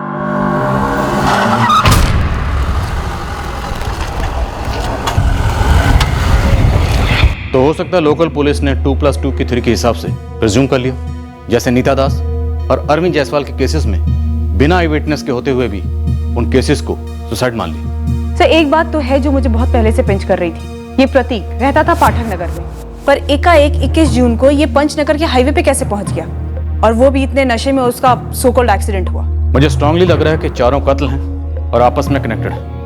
जरूर 4 साल पहले ऐसा कुछ हुआ जिसके चलते सबसे पहले नीता को रास्ते से हटाया गया। ये जिंदगी और मौत का खेल 4 साल पहले शुरू हुआ होगा। पहली कठपुतली तभी नचाई गई होगी। पुष्पा, ग्रस्त आश्रम से सन्यास की ओर जाने वाला रास्ता एक तरफा है। जब यहां आकर रहोगी तो संसार के चक्रव्यूह का भंवर फिर से बनेगा। मोहन के जाने के बाद ये अकेलापन मुझे खाए जा रहा है। मैं जीऊं तो किसके लिए जीऊं? ये सारे सवालों का जवाब हर इंसान को अकेले ही सुलझाना होता है। मैं तुम्हारी कोई मदद नहीं कर सकता। मेरी जिंदगी का वो अध्याय अब खत्म हो चुका है। किस मिट्टी के बने हैं आप? ऐसे कैसे खून का रिश्ता खत्म कर सकते हैं? आपको कोई फर्क नहीं पड़ता? आपके खानदान में पूजा के अलावा अगली पीढ़ी का कोई नहीं बचा है। कोई आता नहीं है, कोई जाता नहीं है। सभी कर्मों के चक्रव्यूह में एक पायदान से दूसरे पायदान आगे या पीछे बढ़ते हैं। सभी की अपनी यात्रा है। अब उसमें दुखी होकर तुम अपना अकेलापन और बढ़ाओगे। तो क्या मैं भी जान दे दूं? डूब कर मर जाऊं या लटक जाऊं? आवेश में आकर कड़वी बातें कर रही हो। ध्यान लगाया करो। अपने अंदर भीतर चली जाओ। तुम्हें जिंदगी का मकसद समझ में आ जाएगा। ये सारे मोह माया के धागे काट कर तुम भी मुक्ति के मार्ग पर आगे बढ़ सकती हो। जीवन भर की कठपुतली बने रहना इंसानी शक्ति का अपमान है पुष्पा।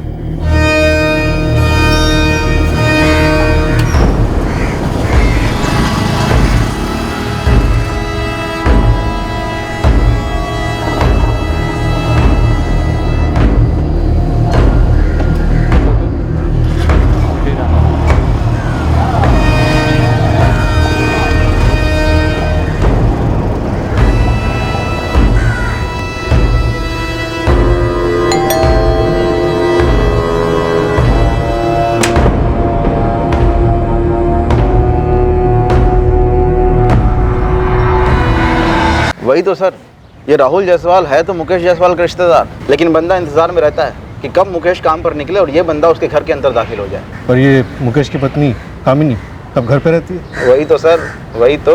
बच्चा भी तो है। बच्चे को स्कूल छोड़ने जाती है और जाने से पहले इशारा करती है इस राहुल को, इशारा करते ही राहुल घर के अंदर। कई बार तो घंटों बाहर फील्डिंग करता रहता है।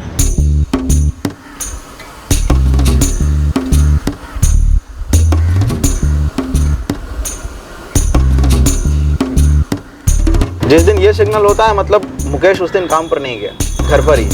तो राहुल उस दिन कामिनी घर नहीं जाता, उल्टे पैर वापस लौट जाता। बड़ी शिद्दत वाला आशिक लगता है। वही तो सर।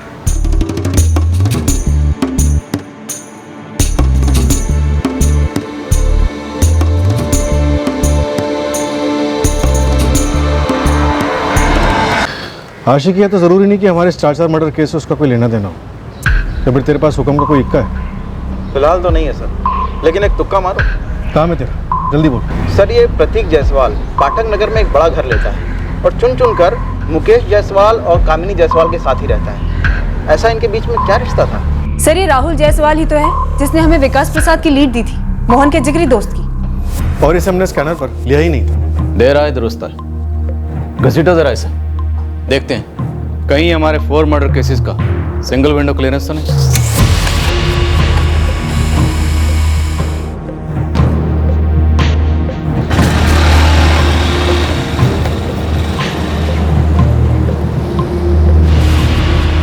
देख सलीम, बड़े बाबू के नाक के नीचे से पेपर निकलवाना मतलब जिंदगी और मौत का सवाल है। ओ जय बाबू, 4 मौतें हुई है, केस कोयले पर है। अरे यार उसे मुझे क्या लेना देना?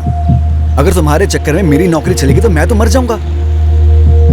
कम से कम 3 दिन लगेंगे। 2 3 दिन लगेंगे पूरे पेपर निकलवाने में। चल दिए, लेकिन सारे कागजात चाहिए, सारे के सारे। Yes sir. ये राहुल पूजा, कपिल, मुकेश, कामिनी, प्रतीक और मोहन इन सबसे रेगुलर टच में था। क्यों, आपको कुछ खटकने वाली बात मिली क्या? 21 जून को प्रतीक जायसवाल आखिरी बार जिंदा देखा गया था। और उसी दिन उसका सो कॉल्ड एक्सीडेंट भी हुआ। और उसी सुबह 8 बजे राहुल ने किसी धामी ट्रेवल्स के लैंडलाइन पे कॉल किया था, पाठक नगर की एक ट्रैवलिंग एजेंसी। सर कहीं वो ब्लैक एसयूवी? करेक्ट, खटकने वाला।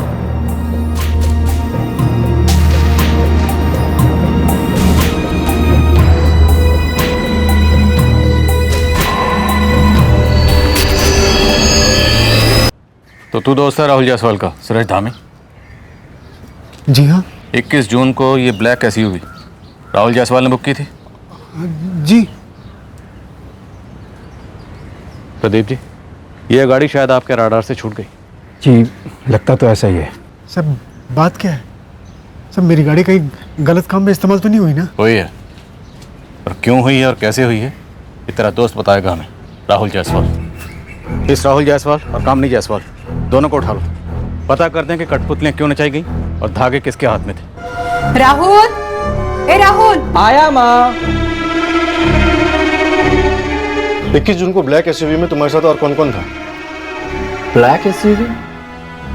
क्या सर, ये क्या बोल रहे हैं आप? पंचनगर के पास जब तुम लोगों ने प्रतीक की लाश फेंकी तब तुम्हारे साथ और कौन कौन था?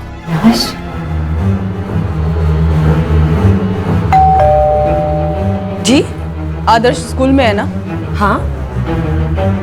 लेकिन क्या हुआ? वो ठीक तो है ना? बिल्कुल ठीक है आदर्श। मुकेश से कहना वो उसे स्कूल से लेके आए क्योंकि हम तुझे लेने आए हैं। मुझे? लेकिन क्यों? ये तुझे भी पता है क्यों, और मुकेश को भी पता है क्यों। मुकेश से कहना कि हमारे आदमियों ने उसकी साइड पे नजर रखी हुई है, तो आदर्श के साथ भागने की कोशिश तो कतई ना करे, वरना जेल में उसकी टांगें तोड़ दी जाएंगी। तुम्हारी गर्लफ्रेंड कामिनी सब कुछ कबूल कर चुकी है। उसने कबूल किया है कि प्रतीक के मर्डर में वो शामिल थी। मर्डर, एक्सीडेंट नहीं। अगर तू चाहता है कि तेरे हाथ पैर सलामत रहे, सब कुछ सच सच पक दे। झूठ बोल रहा है राहुल। तो तू सच बोल, रोका किसने है? बोल, तूने मारा प्रतीक को या राहुल ने?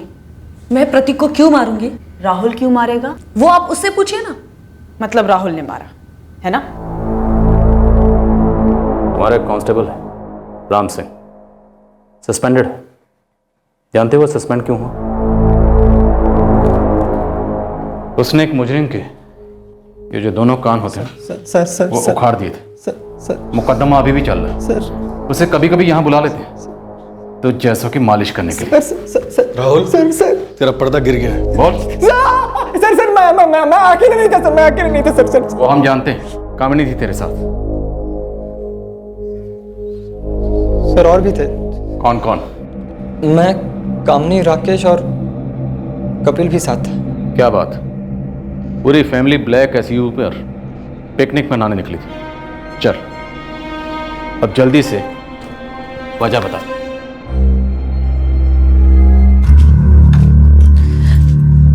थोड़ा संभल के, वो घर पर है। अरे प्रतीक, आजा आजा। कैसे हो भाई? मस्त हो मुकेश भाई एकदम। आप कैसे हैं? भाई जिंदा है तेरी भाभी की राज में। प्रतीक चाय लोगे? हवा भी पिला दो। हाँ।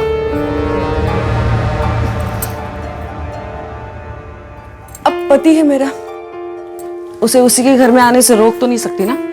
काम वाम छूट गया है क्या उसका? आधे से ज्यादा वक्त तो घर में ही पड़ा रहता है। पूछो मत, अपनी मूड का मालिक है वो। एक काम करें, अगर हम लोग एक साथ एक ही घर में रहे तो? बढ़िया, लेकिन वो यहाँ चौरीपुर में नहीं हो सकता। तो प्रतीक का खुद का घर बेचना और पाठक नगर में एक बड़ा घर लेना, ये सब तेरा आइडिया था ना? नहीं, उसी का था। तरसता था मेरे लिए। और राहुल, वो भी तरसता था? हाँ, वो भी। सिर्फ मेरा पति नहीं तरसता था, सालों साल मुझे तरसाए रखता था। हर औरत को हर किस्म का सुख मिलना चाहिए। अबे ओ, हर औरत की बच्ची, ये अपना फालतू का ज्ञान ना अपने पास रख और मुद्दे की बात कर। ये राहुल और प्रतीक तेरे पे पैसा उड़ाते थे ना? आप मुझे वेश्या साबित करना चाहती है? वेश्या काम करती है, अपना पेट पालती है और अपने परिवार का पेट पालती है, खून नहीं करती वो। मैंने खून नहीं किया है। वैसे ये राकेश और कपिल, ये भी तेरी तरस मंडली के मेंबर थे। मैंने कहा ना आपसे, दुनिया पागल थी मेरे पीछे, सिवाय मेरे पागल पति के।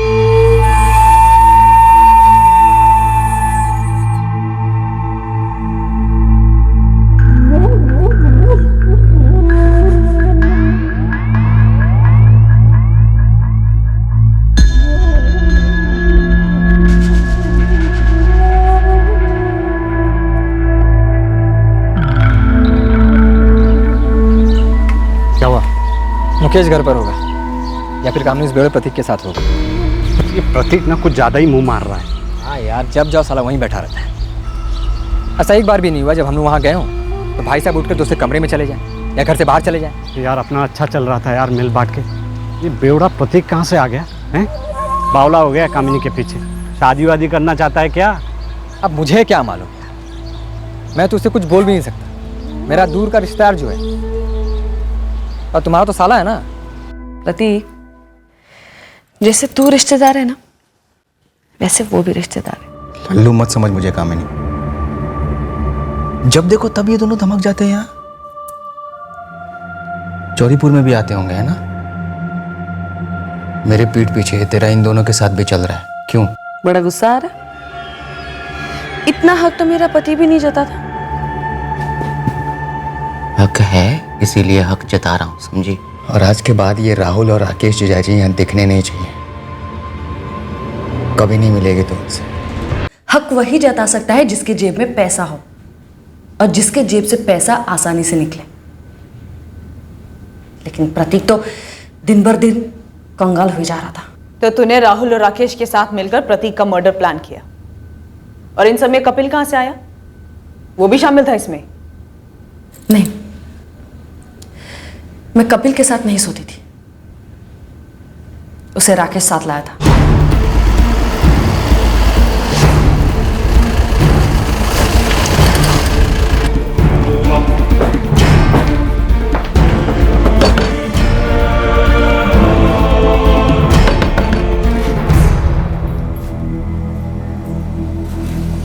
क्या है जी? चलो, तुम्हें दारू पिलानी है। क्या? हाँ, ठीक उसी तरह जैसे तुमने प्रतीक को दारू पिलाई थी 21 जून को। प्रतीक मुझसे और राकेश से बहुत चिढ़ता था। वो हमारे साथ पीता नहीं था। ये पीने पिलाने वाला पैंतरा तुम लोग काफी वक्त से काफी लोगों पे आजमा चुके हो। सर, ये पिलाने वाला आइडिया राकेश का था। पी पी के वैसे ही सारी जायदाद खत्म कर चुका है वो, ऊपर से कामिनी के साथ मुंह काला कर रहा है, सो अलग। और काफी पैसे तो उसने कामनी पे उड़ा दिए, समझ रहे हैं ना? देखो, प्रतीक के पास जितने भी खेत वेत बचे हैं ना, उससे अच्छा खासा पैसा आ जाता है। प्रतीक के बाद वो सब हम दोनों का हो जाएगा, हक से। मतलब प्रतीक के बाद? हाँ, प्रतीक के बाद। क्या बोलते हो साड़ू भाई?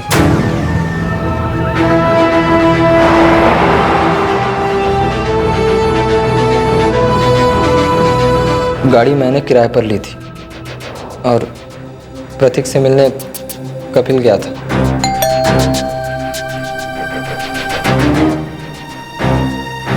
सच सच बता कामिनी, ये कपिल भी तेरी आशिकों की लिस्ट में था ना? मैं आपको बोल चुकी हूँ कि वो नहीं था। वो अपनी बीवी से बहुत प्यार करता था। उसे सिर्फ प्रतीक को दारू पिलाने के लिए शामिल किया गया था।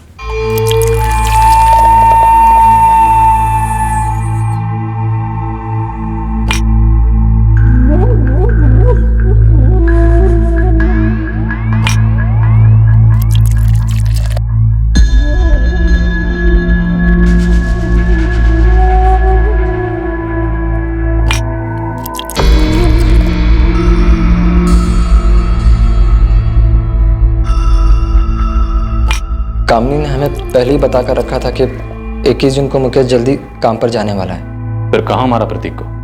श्यामबाग के पीछे। और प्रतीक को वहां लाए कैसे?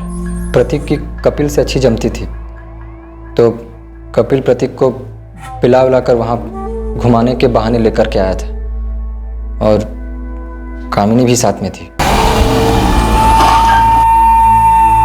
कपिल जीजू, आप तो कह रहे थे किसी अच्छे से बार में बैठेंगे। देखना प्रतीक, बाहर कितनी मस्त हवा चल रही है, मौसम कितना बढ़िया, नशा और भी चढ़ेगा। चलना उधर। हाँ, ये बात तो है।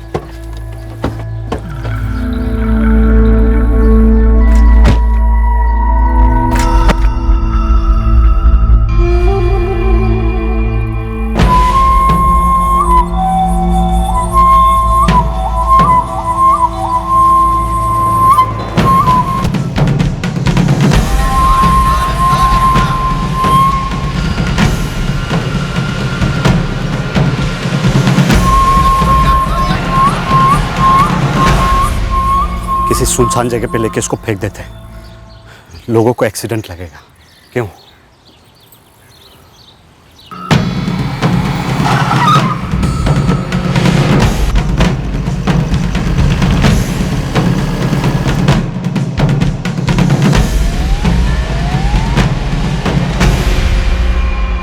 मोहन जायसवाल, उसे क्यों मारा? वो भी शामिल था इस सब में? सर जी कसम खाते हो, मोहन को कौन मारा, कैसे मारा, क्यों मारा, हमें कुछ भी नहीं पता साहब। तुझे भी नहीं पता राकेश? सच बोल रहा हूँ साहब, मुझे भी नहीं पता। अशोक, वो नई वाली लाल मिर्च मंगवाई थी ना, वो लेकर आओ। मोहन को मार के मेरा कोई फायदा नहीं होता साहब। सब सिर्फ प्रतीक के कत्ल में मैं शामिल था, लालच में आ गया था, लेकिन मोहन नहीं साहब, मोहन नहीं। साहब, मोहन को मार के मेरा भी कोई फायदा नहीं होता। राहुल, राकेश, कपिल और कामिनी बहुत पहुंचे हुए, वो सारा इल्जाम तेरे से मर देंगे, मोहन का मर्डर भी, और हमें भी कोई खास दिक्कत नहीं होगी। सर, मैं कसम खा के कहता हूँ, मोहन के मर्डर में मैं दूर दूर तक शामिल नहीं था। सर, मेरा कोई मतलब ही नहीं था उसके साथ। तो किसी का तो मतलब रहा होगा ना, ऐसे तो नहीं मारा बिना मतलब के। सर, वो कामिनी का मतलब था। वो भी सोता था उसके साथ? नहीं, मोहन के साथ तो कभी नहीं। पर मरवाया तो तूने ही। हाँ। कारण? क्योंकि वो मुझे डराता था, भांडा फोड़ने की धमकी देता था। उफ, एक झंझट खत्म होती नहीं कि दूसरी शुरू हो जाती है। किसकी बात कर रही है? वही मोहन जायसवाल। साली, हम दोनों कम पड़ते हैं क्या, जो किसी और के साथ? चुप, एकदम चुप। एक तो मेरे आशिकों की गिनती सिर्फ और सिर्फ मैं रखती हूँ, कोई और नहीं रख सकता। और दूसरी बात, मुझे वो मोहन पहले से ही पसंद नहीं था। अभी 3 दिन पहले मार्केट में मिला और पीछा करने लगा। कामिनी भाभी। अरे मोहन, कैसे हो? ठीक हूँ, अच्छा हूँ भाभी। आइए आपको घर छोड़ देता हूँ, इसी बहाने आपका घर भी देख लूंगा। मजा आ गया। सुनो, जब जब मुकेश घर पे ना हो मुझे फोन करके बुला लिया करो। पुष्पा मामी को फोन करो क्या? कोशिश करो। फिर उसके बाद मेरा फ़ोन जाएगा पाठक नगर पुलिस थाने। क्या क्या किया मैंने? क्या किया है तुमने?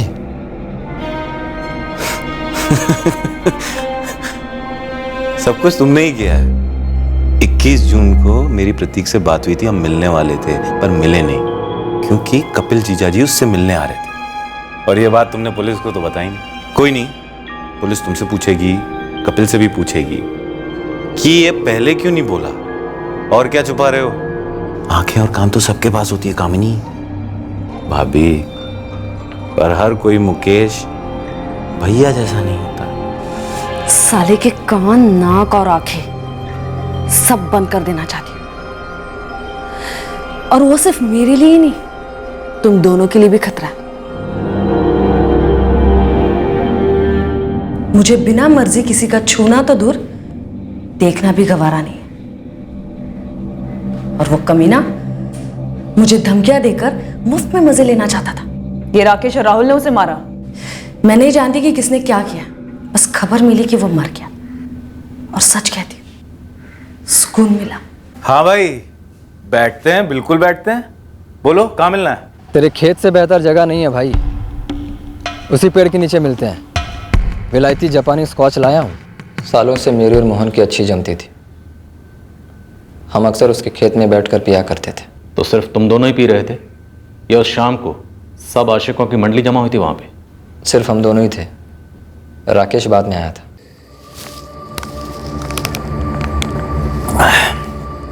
कमाल की चढ़ी है बे। ये कहाँ से लाए जापानी दारू? मेरा एक दोस्त लाया एयरपोर्ट से। ये ले, एक और घूंट मार। बस बस बस बस बस बस बस। Cheers।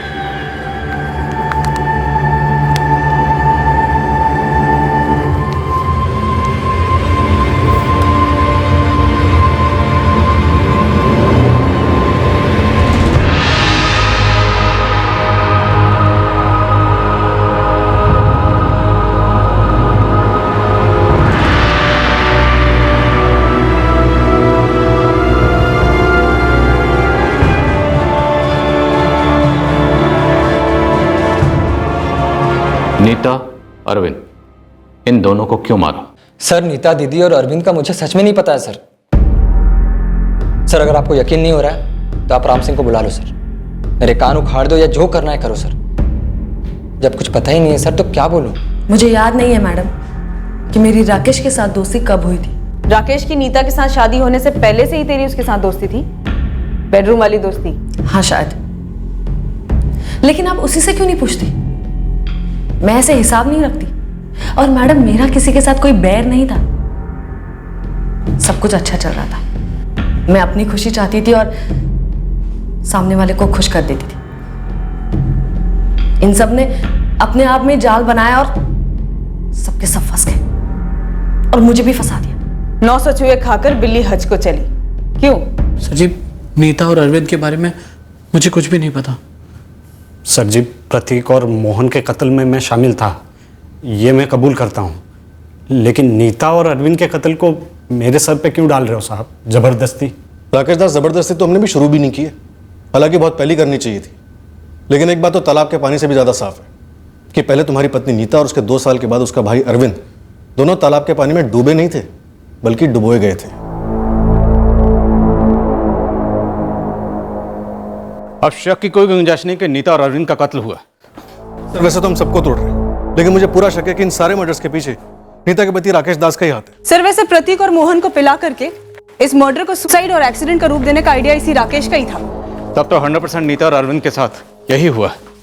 चौरीपुर से पाठक नगर तक मेरे नाक के नीचे ये सब चल रहा था, मुझे पता कैसे नहीं चला? ऐसा कैसे हुआ, इसकी खोज तो तुम्हें अपने अंदर झांक कर करनी होगी मुकेश, पर हुआ तो है।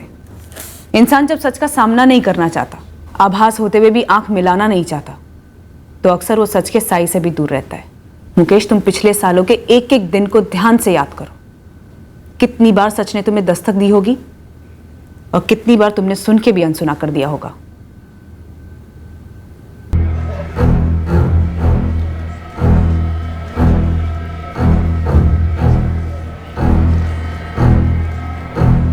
बड़े तिगड़म के बाद ये कागजात हाथ लगाए सर। इस कमीने राकेश दास ने नीता से शादी करने के 1 हफ्ते बाद ही उसका 25 लाख का बीमा करवाया था 2010 में। और उसके बाद उसने पूरे 2 साल इंतजार किए और फिर अपनी बीवी को मार डाला।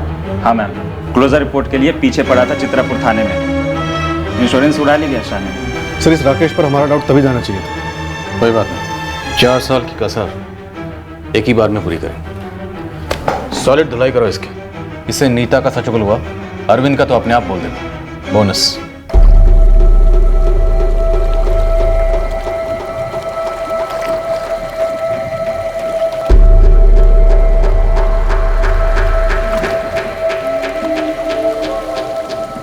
मेरे सर पर बहुत कर्ज था, इसलिए बीमा के पैसे के चलते मैंने नीता से शादी कर ली। तो तुमने नीता को मारने का प्लान उससे शादी करने से पहले ही बना लिया था? जी हाँ। और कामनी के साथ तेरा रिश्ता शादी से पहले से था? हाँ। तो कामिनी भी इस बीमा के पैसों के लिए किए गए मर्डर में शामिल थी? नहीं, इन सब में वो लोग कोई भी शामिल नहीं थे। वो तो उस दिन वो तालाब पर थी और मुझे मौका मिल गया।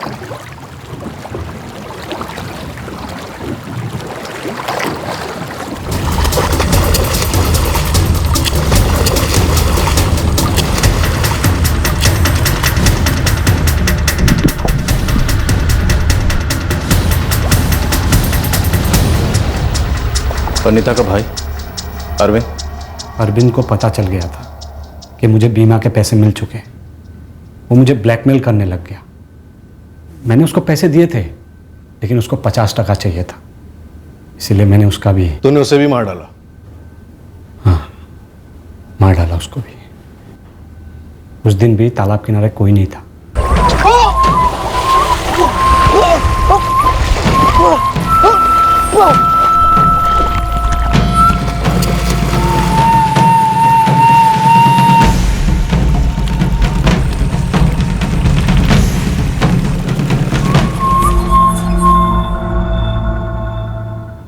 इन चारों केसेस में अलग अलग लोगों के अलग अलग किरदार रहे हैं। सबकी अलग अलग चार्जशीट फाइल करो। सर।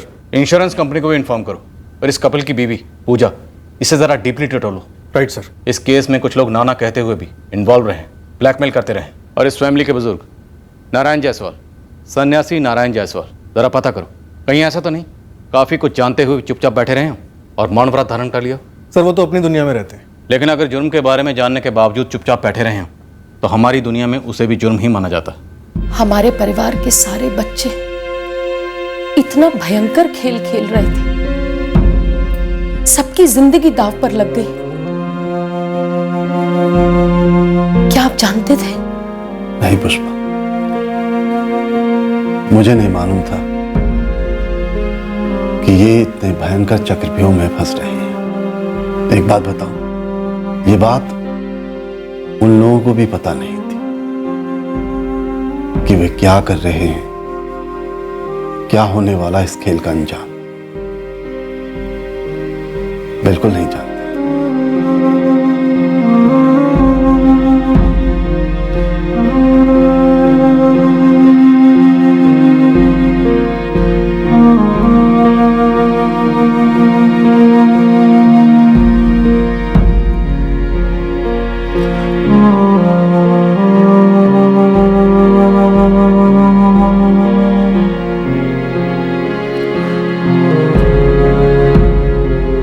किसी की जान ले लेना किसी भी सूरत में कोई खेल नहीं है, और जुर्म करने के बाद इस उम्मीद में बैठे रहना कि कभी पकड़े नहीं जाएंगे खेल नहीं, बेवकूफी है। कानून और पुलिस एक आध बार फिसल सकते हैं, पर इससे कभी मुजरिम अपने जुर्म से फिसल कर भाग नहीं सकता। इंसान का बनाया कानून इंसानियत और कुदरत के नियमों से ही प्रेरित है।